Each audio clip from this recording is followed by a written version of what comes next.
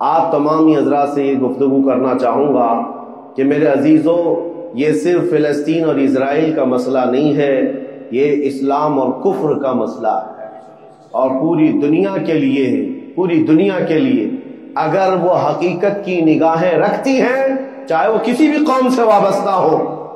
عزیزان گرامی وقار، جن حالات میں آج ہم دنیا بھر میں قبلہ اول بیت المقدس کے معاملے کو لے کر ایک عجیب ماحول پیدا ہو چکا ہے، دنیا دو دھڑوں میں تبدیل ہے۔ آج بیت المقدس جس زمین پر آباد ہے، حضور پاک صلی اللہ علیہ وسلم کے فرمان علی شان کا مفہوم ہے سید البقاع، یعنی زمین کا جو سردار علاقہ ہے وہ بیت المقدس کا علاقہ ہے۔ اور آج ہم دیکھ رہے ہیں جو حالات پوری دنیا میں پیدا ہوئے ہیں، اور چاہے وہ یورپ ہو کہ امریکہ ہو، افریقہ ہو کہ رشیا ہو، عرب ممالک ہوں کہ ہند ہو، ان سب کو کچھ نہ کچھ کہنے کی آج ضرورت پیش آ رہی ہے۔ کیوں؟ اس لیے کہ وہ ایسا سینٹر ہے، ایسا تقدس ہے وہاں پر جس میں پوری دنیا انوالو ہو ہی جاتی ہے، اور برسوں سے لے کر وہ جنگ کا میدان رہا۔ اور حضور پاک صلی اللہ تعالیٰ علیہ وسلم نے بیت المقدس کے لیے کیا فرمایا؟ صحابہ نے جب اس زمین کے بارے میں پوچھا تو میرے آقا نے فرمایا وہ حشر و نشر کی جگہ ہے، یعنی قیامت کے قریب سارے لوگوں کو ادھر ہی ہانک دیا جائے گا اور قیامت وہیں آنی ہے۔ اور فرماتے ہیں میرے آقا ہو سکے تو تم جا کر اس میں نماز پڑھ لو، اس لیے کہ اس کی ایک نماز دوسری مسجدوں کی 1000 نمازوں سے افضل۔ پھر صحابہ اکرام نے پوچھا کہ اگر کوئی جا نہ سکے میرے آقا بیت المقدس اور نماز پڑھنے کی اس کو استطاعت نہ ہو وہاں جا کر، تو کیا کرے؟ حضور اکرم صلی اللہ علیہ وسلم نے فرمایا کم از کم تیل کا ہدیہ تو بھیج دے تاکہ وہاں چراغ جلانے کے کام آئے۔ یہ حدیث پاک میں ابن ماجہ کی حدیث ہے۔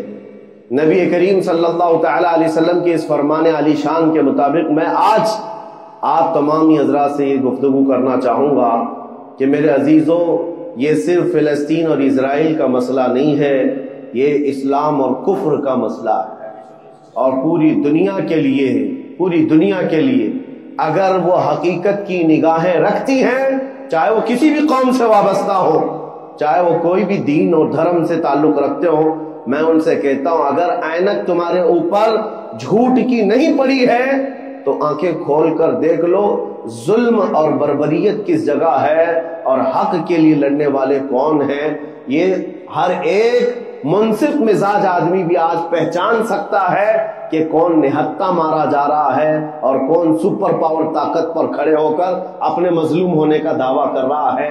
ہر دنیا کا انصاف پسند آدمی آج بول سکتا ہے، لیکن یہ دور بھی امتحان کا ہے۔ جتنے کیڑے مکوڑے دل میں بغض و عداوت رکھتے ہیں اسلام کے، وہ ظالموں کے ساتھ کھڑے ہوئے نظر آتے ہیں، آج ظالموں کے ساتھ کھڑے ہوئے نظر آتے ہیں۔ نبی کریم صلی اللہ تعالیٰ علیہ وسلم نے فرمایا مسلمانوں، آپ اپنی اوپینین، اپنی رائے کیا رکھتے ہیں یہ بہت امپورٹنٹ ہے۔ دنیا کیا کہتی ہے اس سے مجھے غرض نہیں، تمہارا تعلق تمہارے نبی پاک کے فرامین سے ہے۔ تم کبھی ان ظالموں کی حمایت میں نہ آنا۔ اللہ تعالیٰ فرماتا ہے اس طرف تم توجہ بھی مت کرنا، جھکاؤ بھی مت رکھنا جس طرف ظالم گئے۔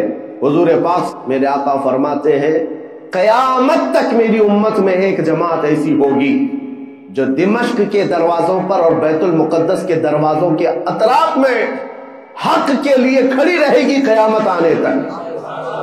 اور حضور پاک نے یہ بھی فرمایا، میرے آقا مخبر صادق صلی اللہ علیہ وسلم کے فرمان آج ہم اپنی آنکھوں سے دیکھ رہے ہیں۔ حضور فرماتے لا یضرہم خذلان من خذلہم، میرے آقا فرماتے ہیں دنیا کے بڑے بڑے دھوکہ دینے والوں کا دھوکہ انہیں کچھ اثر نہیں کرے گا، انہیں کوئی نقصان نہیں پہنچائے گا۔ آج بڑے بڑے پیٹروٹ میزائل داغ کر کے اگر وہاں کے علاقوں کو ختم کرنے کا دعویٰ کر رہے ہیں تو مجھے میرے نبی کے فرمان پر یقین ہے یہ کبھی نہیں ہو سکے گا۔ کچھ عمارتوں کے گر جانے اور کچھ بچوں کے اور کچھ لوگوں کے قتل ہو جانے کا نام یہ جیت اور فتح نہیں ہے۔ میرے عزیزو، آج ہم ان ظالموں کو دیکھ رہے ہیں جن کا دعویٰ تھا کہ دنیا میں ان سے بہتر ڈیفنس طاقت کسی کے پاس نہیں، ان سے بہتر بنکر کسی کے پاس نہیں، ان سے بہتر سائرن بجانے کی طاقت کسی کے پاس نہیں، پوری دنیا کو زہریلے ہتھیار بیچنے والی طاقتیں۔ آج ہم نے یہ بھی دیکھا ہے کہ صرف محض ایک چھوٹی سی جماعت سے ان کے ہاتھ پیر ڈھیلے نظر آتے ہیں اور ان کے جسموں میں کپ کپی نظر آتی ہے۔ اقبال نے بہت پہلے کہا تھا، اللہ کو پامرد مومن پہ بھروسہ، ابلیس کو یورپ کی مشینوں کا سہارا۔ ان کے پاس یورپ کی مشینوں کا سہارا ہے، لیکن مسلمان کو اپنے رب کی طاقت پر بھروسہ ہے۔ میرا رب غالب حکمت والا ہے اور وہ قدرت والا ہے۔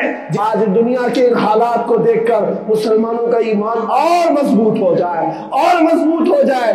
آپ یہ سوچتے ہوں گے ہمیں کیا کرنا چاہیے، ہم یہاں بیٹھ کر کیا کریں؟ میں تو اس بات کو کہوں گا، آپ واٹس ایپ جہاد میں مصروف نہ رہیں، ادھر کی ادھر چیزیں شیئر کرتے ہوئے گھر میں بیٹھ کر کے رات بھر اپنی مرغن غذاؤں میں اور بستروں پر سوتے رہے نہیں۔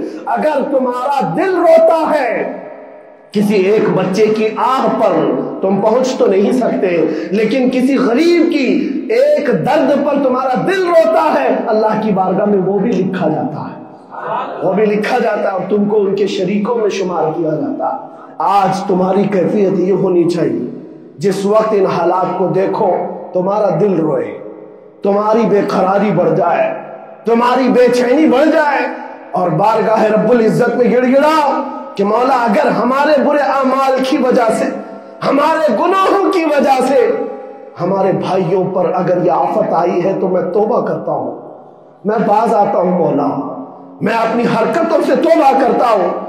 آج تمہیں پتا ہے یہ آج کا حادثہ نہیں، اس دنیا کو میں جتنا کوسوں کم ہے جو دغلی پالیسی رکھتے ہیں، جو ڈبل سٹینڈ رکھتے ہیں، ان کو جتنا بولوں کم ہے۔ میں ڈرتا نہیں ہوں اس بات پر، لیکن آج دل بھرا ہوا ہے ان مظلوموں کی آواز کو سن سن کر کے، جن کے گھروں پر رات بھر بمباری ہوتی، جن کے شہر کا پورا بادل پٹاخوں سے نہیں میزائلوں سے روشن دکھتا۔ میرے عزیزوں کیسی راتیں وہ گزارتے، ماں رات کو اپنے بچے کو گلے سے لگا کر سوتی ہے، اس کو یقین نہیں ہوتا صبح تک میرا لال میرے ساتھ رہے گا، انہیں پتہ بھی نہیں ان کے دروازوں پر موت دستک دے رہی ہے۔ 5000 سے زیادہ راکٹ داغ کر کے ابھی بھی ختم نہیں کیا گیا، اور ظلم اتنا ہونے کے بعد حیرت ہوتی ہے اس دگلی دنیا پر۔ میڈیا میں بار بار یہ کہا جاتا ہے ان آتنکیوں کا خاتمہ کیا جا رہا ہے، آتنکوادیوں کو نیست و نابود کیا جا رہا ہے، جن کی زمین پر 70 سال سے قبضہ کر کے بیٹھا ہے۔ دنیا اس پر کچھ نہیں بولنا چاہتی۔ تم قتل بھی کرتے ہو تو چرچا نہیں ہوتا، ہم آہ بھی کرتے ہیں تو ہو جاتے ہیں بدنام۔ یہ حالات آج پیدا کیے گئے۔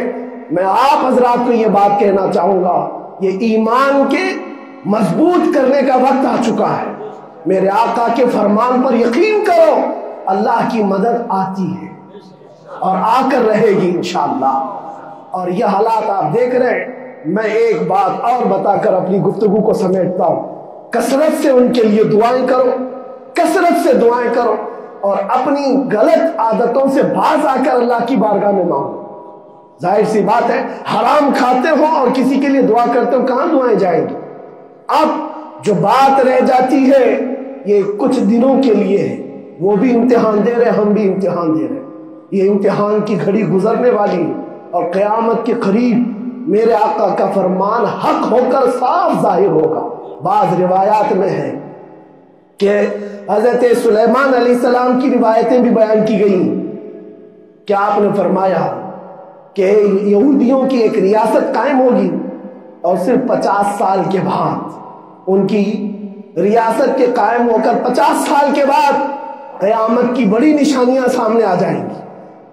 اب وہ حالات آ گئے، چند سالوں کی بات ہے، جتنا خون بہایا تھا وہ خون ختم ہوگا اور خون شہیدہ سے صبح بہارا آئے گی، اور ایک دن پوری دنیا دیکھے گی جب بیت المقدس پر اللہ اکبر کی صدائیں گونج رہی ہوں گی اور امام مہدی کا ظہور ہوگا۔ امام مہدی آئیں گے اور پوری دنیا میں صرف اور صرف اسلامی پرچم لہرائے گا انشاءاللہ العزیز۔ میرے آقا صلی اللہ علیہ وسلم فرماتے قیامت کے قریب تم دیکھو گے ہر چیز یہودیوں کے خلاف ہوگی، حتیٰ کہ پتھر بھی تمہیں کہیں گے یہودی یہاں چھپا ہوا ہے، پتھر بھی کہیں گے۔ اور حضور نے فرمایا تو یہ ہو کر رہے گا، ہو کر رہے گا۔ اس لیے ان کی طاقتوں پر نہ جاؤ، ان کی قوتوں پر نہ جاؤ۔ ہمارے نزدیک موت کوئی حادثہ نہیں، ہمارے بزرگوں نے تو ہمیں یہ بتایا ہے، کفن کندھے پر لے کر چلنا، موت آئے تو اوڑھ کر سو جانا۔ یہ نہ سوچنا کہ حادثہ ہوا ہے، بلکہ یہ سوچنا ادھر آنکھیں بند ہوئی ادھر زیارت مصطفیٰ ہو گئی، ادھر میرے رب سے ملاقات ہو گئی۔ مولا کریم کی بارگاہ میں دعا ہے جب تک زندہ رہے عزت اور ایمان کے ساتھ زندہ رکھے۔